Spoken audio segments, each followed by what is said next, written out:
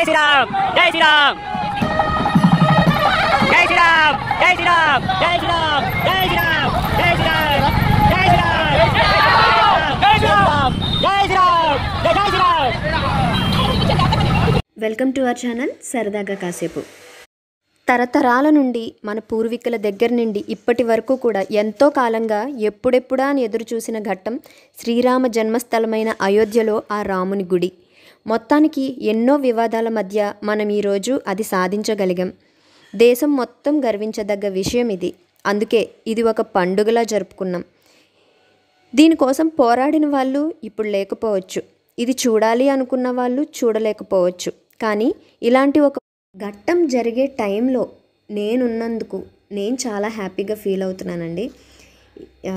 ఇలాంటి కార్యక్రమంలో పాలు పంచుకునే భాగ్యం కలిగినందుకు చాలా సంతోషిస్తున్నాను. నేనే కాదు, ప్రతి హిందువు కూడా ఇలాగే ఫీల్ అవుతాడు.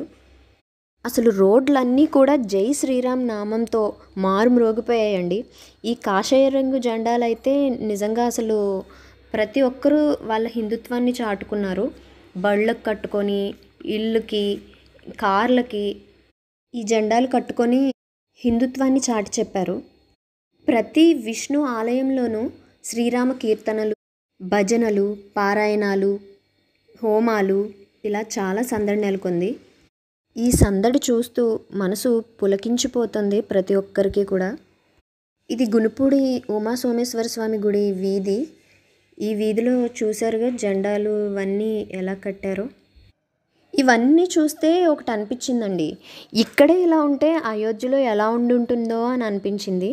కానీ ఎక్కడా కూడా అయోధ్యకి ఏమాత్రం తీసిపోకుండా ప్రతి ఒక్కరూ కూడా కార్యక్రమాన్ని బాగానే చేశారు. కానీ ఏంటంటే ఒక క్యూరియాసిటీ ఉంటుంది కదా, అలా అనిపించింది అంతే. అలాగే ఇక్కడ శివాలయం దగ్గర కూడా పూజలు నిర్వహించారు. పక్కనే ఉండే విద్యా గణపతి ఆలయం దగ్గర హోమం నిర్వహించారు. ఒక పక్క స్వామివారికి పూజ చేస్తున్నారు, అలాగే మరో పక్క అయోధ్యలో జరిగే ప్రాణప్రతిష్ఠ కార్యక్రమాన్ని లైవ్ టెలికాస్ట్ చేశారు. ఈ అయోధ్య రామ మందిర నిర్మాణం, ఈ ప్రాణప్రతిష్ఠ, ఇవన్నీ విషయాల్లోనూ నిజంగా మన ప్రధానమంత్రి మోదీ గారిని ప్రశంసించుకోవాలండి. కానీ ఇది ఆయన వల్లే సాధ్యమైంది కాబట్టి ఆయన్ని ప్రశంసించుకోవడం ప్రతి హిందువు బాధ్యత. మనం చెప్పుకోవాల్సిన ముఖ్య వ్యక్తి ఇంకొక ఆయన ఉన్నారు.